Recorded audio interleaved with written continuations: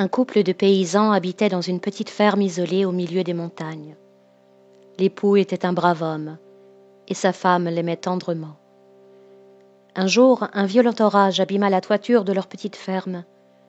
Pour pouvoir la réparer, ils décidèrent d'un commun accord de vendre leur unique âne. Dès le lendemain matin, le paysan se mit en route avec sa bête. À mi-chemin, il fut rejoint par un homme qui se rendait, tout comme lui, au marché pour y vendre son cheval. L'étranger lui proposa d'échanger sa monture contre l'âne. « Pourquoi pas ?» se dit le paysan. « Un cheval rend de grands services. Je pourrais grâce à lui labourer mon champ et gagner de quoi réparer le toit de la ferme. » Sur cette réflexion, il troqua son âne contre le cheval et reprit le chemin de sa maison.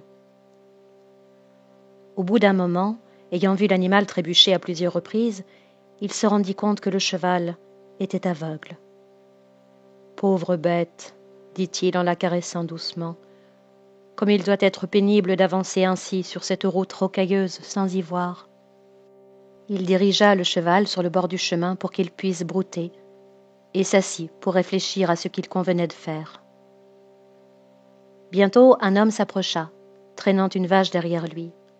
« Voilà une bien belle bête, dit-il au paysan, en regardant le cheval.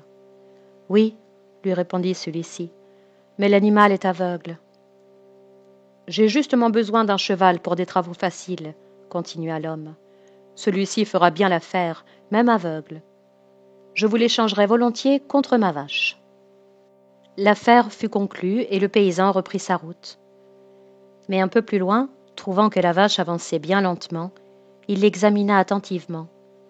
Il se rendit compte que la bête avait une patte arrière plus courte que les autres. Un homme s'approcha tenant une chèvre dans ses bras. Il demanda au paysan pourquoi il avait l'air soucieux.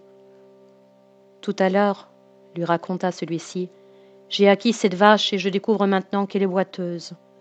Le chemin pour rentrer chez moi est encore long.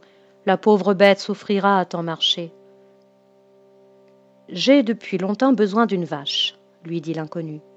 Prenez ma chèvre à la place. Voici les premières maisons de mon village.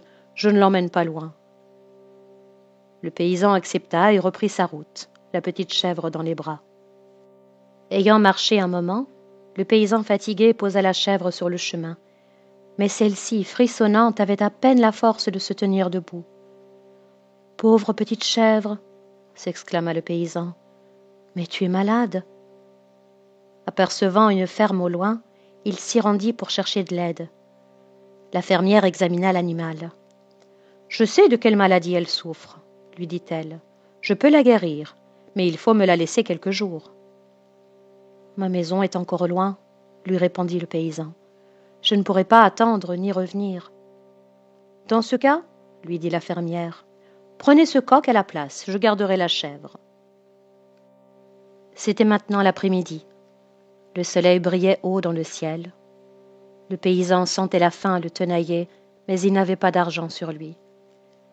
Au village suivant, il vendit le coq pour une pièce d'argent et s'offrit un copieux repas. Savourant à l'avance le festin qu'il allait faire, le paysan s'installa à l'ombre d'un arbre. Alors qu'il s'apprêtait à manger la première bouchée, il sursauta en entendant une voix derrière lui. « Pitié, brave homme, je n'ai presque rien mangé depuis quelques jours, et je ne sais même pas si je mangerai demain. » Le paysan se retourna et vit un vieux mendiant appuyé contre l'arbre. Sans hésiter un instant, il fit asseoir le vieil homme et posa l'assiette pleine devant lui. Il regarda avec bonheur l'homme se rassasier, puis reprit, le cœur léger, le chemin de sa maison. Sa femme l'attendait sur le pas de la porte. Après l'avoir embrassé tendrement, il lui fit le récit de sa journée. « Voilà, » commença l'homme. « Je n'ai jamais vendu l'âne. Je l'ai échangé contre un cheval. »« Contre un cheval ? Quelle excellente idée !» lui répondit sa femme. « Il sera très utile pour labourer notre champ. »« Attends, » reprit le paysan. « Chemin faisant, j'ai troqué le cheval contre une vache. »« Vois-tu » répondit sa femme, « j'aurais fait exactement pareil à ta place. Une bonne vache nous donnera du lait frais tous les matins. »« Oui, » continua le paysan, « mais je n'ai plus la vache. Je l'ai échangé contre une chèvre. »« Tu as très bien fait, » répondit la femme. « Le lait de chèvre est encore plus nourrissant.